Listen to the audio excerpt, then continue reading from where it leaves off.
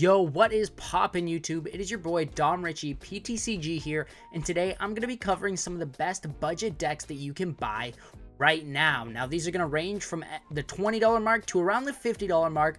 There's definitely some decks for everybody around. Now, these decks are decks I could see you winning a League Cup with. I could see you making a day too. So let's jump into this video. There's definitely some decks you're going to be really interested in. Let's see what's going on. Alright, so kicking things off, we do have United Wings. Now, this is one of my favorite decks of all time. United Wings is really great. It swings into weakness into a couple of the popular decks in the format, and it can be purchased from anywhere between $10 and $20. Now, that's a really great deal for a deck that has everything you need in it, right? Like, this isn't like we cut a few cards to make the deck list just a little bit cheaper. No, this is still every single thing we need. Now, if you wanted to make it even cheaper, you could potentially cut a 1/1 Curlia line. You could cut a Squawk ability to save yourself a couple bucks, but I think that this is a perfectly fine list. If you're looking to do well at locals, this list is probably really good. I could see you making top 8 at a cup. You could do well at a challenge. It really depends on what the meta is looking like. Maybe this is the deck for you. Maybe it's not. If your format's more dominated by a Lost Box or Iron Hands meta, maybe we should be looking at different decks, but I think this deck is really, really good going into this Twilight Masquerade, format up until Worlds or Q2. Alrighty, the next list we got coming up here is Hisuian Zarar V. Now, this is a deck that not many people are talking about right now, but I think it could be very, very solid into a really hostile meta. This deck is able to swing for a lot of damage really fast, including up to 350 damage with maximum belt equipped, potentially up to 330 if we are using that double turbo energy. We've got a pretty consistent draw engine in Dodrio, and that 4/4 Doduo Dodrio line means it's relatively easy to set up. Now, this is a deck that does often want to go first, so we are playing that 4 of Carmine to try to get through our deck as fast as we can, set up as consistent as we can, and we do also have that Phantom Star V ability, which is discard your hand, draw 7 cards. It's pretty much a Professor's Research, but that is going to help us get our Gengars into the discard pile, where then we can use their Netherworld Gate, where they then come onto our bench with 3 damage counters. Now, this deck is a lot of fun to play. It's also really, really easy to play, and I highly recommend it if you're looking for a beginner-friendly deck that introduces the concepts of stuff like abilities, of stuff like multiplying damage, and how we can use synergy a lot in a deck. Now, I really like this list, and I think it's honestly probably one of the better Zarwark lists I have found. I think in general, Zarwark is not positioned amazingly, but not positioned poorly. It was originally plagued by a horrible Zard matchup, but Maximum Belt does help that out. Now, Manaphy and Jirachi are here because our Doduos and our Dodrios are damaging themselves, so we do need a way that we can potentially protect them from any harm they may have.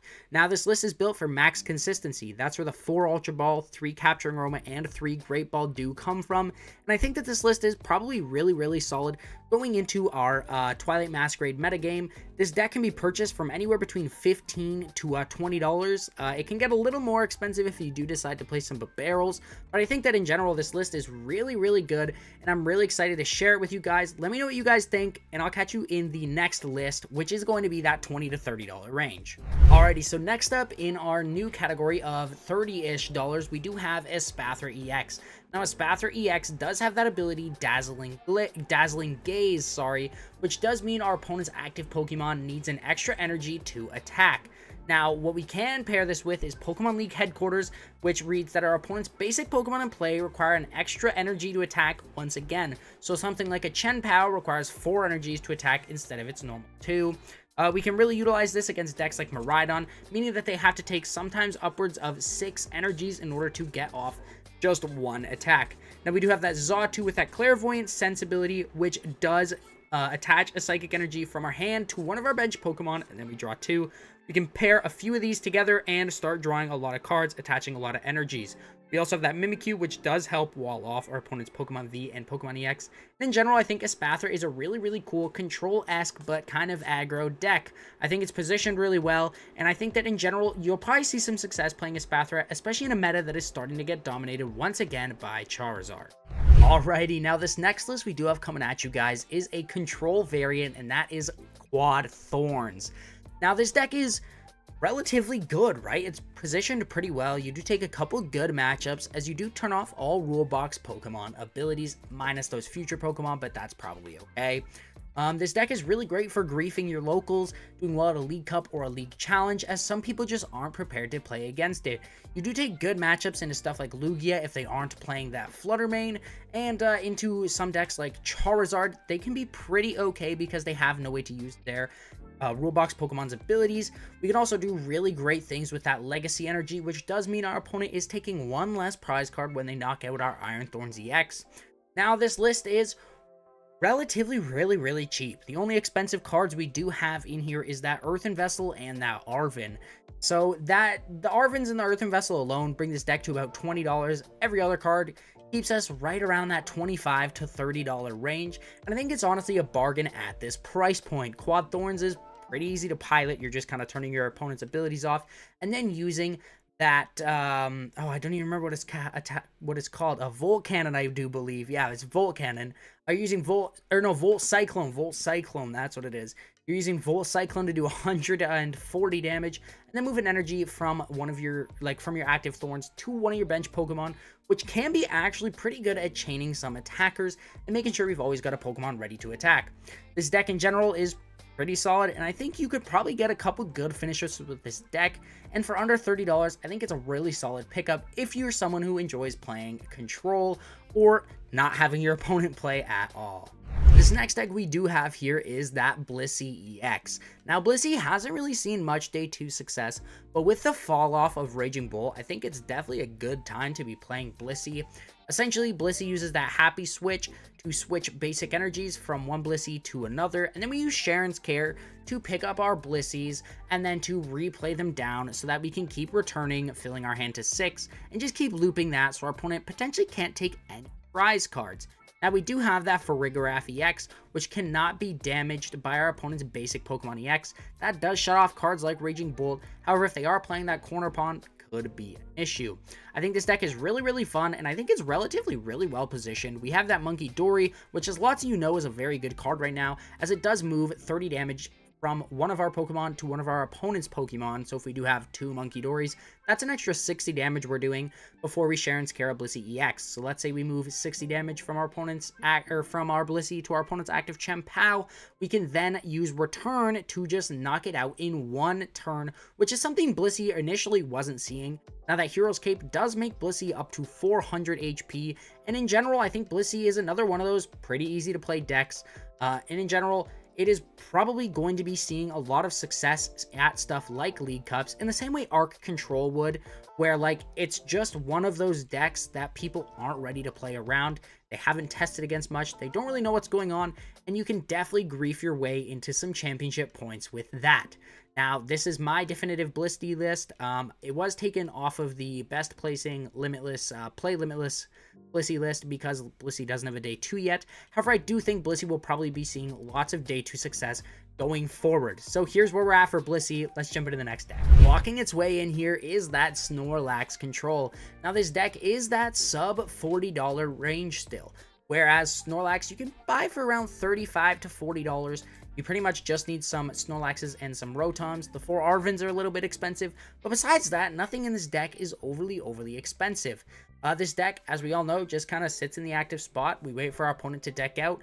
We can infinitely loop stuff such as pennies to put our Snorlaxes into our hand, put our Rotoms into our hand. We can use Pidgeot V's flyaway ability to put Pidgeot V back into our deck. And we use cards like Team Yell's Cheer to throw Silene, to throw Misfortune Sisters, Erica's Invitation back in our deck. Now, this deck kind of has an answer for everything, and I think that it's probably one of the better decks in the format. I'd say it's probably a top 10 deck right now, so being able to buy it for under $40 seems like a no-brainer. I think that this deck is one of the least fun decks in the format to play, but that is just me. I know lots of people who really like playing Snorlax. So I think it's probably a really safe pickup at this price point, and I think it probably still just gets better going into the next format because of that Charizard EX. It really depends if they're going to start playing that Perchewant, but if they don't, I think it's probably looking really good for Snorlax. Alrighty, next off, we do have that Arceus and Armarouge deck. Now, this deck is very strong into a lot of the meta that you might be seeing at stuff like Cups and Challenges.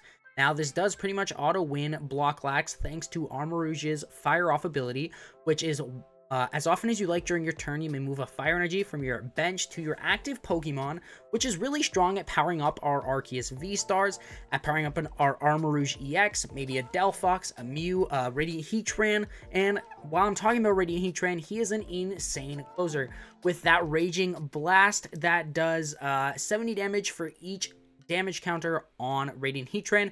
We couple that with Magma Basin, which we accelerate a fire from our discard pile to one of our bench fire types, and we do 20 damage to that Pokemon.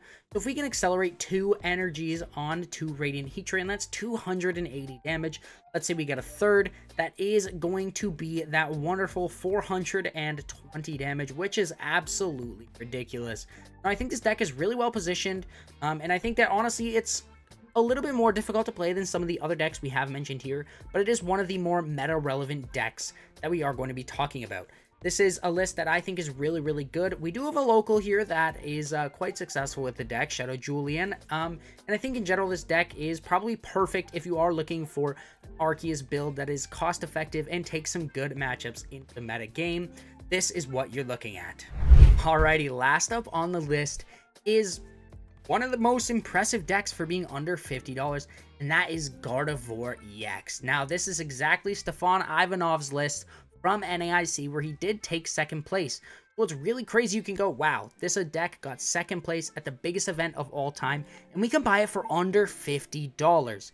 Now we're like, where's all this money really coming from? I don't think any of these cards are too expensive. Well, we do have that $6 Radiant Greninja. We have like $10, maybe $15 with Arvins, and then $15 worth of Earthen Vessels. Now, you can probably pick this deck up for pretty cheap. You pretty much could just buy a League Battle deck and then buy a couple of the cards that are missing. I do think Hyper Roma is the best A-Spec to play, so here you heard it here first from TSS Dom here. But yeah, I think this deck is, obviously, it's proven itself really, really well. It's one of the best decks, if not the best deck in the format, and I think for $50, it's an absolute bargain. I think if you're looking for a really high-level skill deck that you can pilot to a really good finish, potentially doing really good at even a regional or IC, I think Gardevoir is that deck, especially for under $50. There's no reason not to play Gardevoir right now. So yeah, let me close things out. So that is what we got going on for today's video. I would love to shout out Advanced GG because that guava berry keeps me going. I did have this full right before filming this video. However, I did decide to drink it all instead of leaving it full over there because you know what? It's just that good, right? I'm even dropping it, but I made sure to catch it. They've got tons of really cool designs. And if you're looking for any of the cards that were in today's video, check out Kayfabe Cards. And if you're looking for codes to build them online, check out our other sponsors. They're all going to be in the link down below. I hope you guys have a great night. I hope you really like the videos that I put out. And if you have any criticism, feel free to leave it down in the comments. We do get back to every comment over here on the TSS channel. And until next time, I'll catch you guys all later. Peace out and have a great one. Want to support the Shuffle Squad? Be sure to check out all of our sponsors in the description to pick up Pokemon TCG singles, sealed, and PTCG live codes.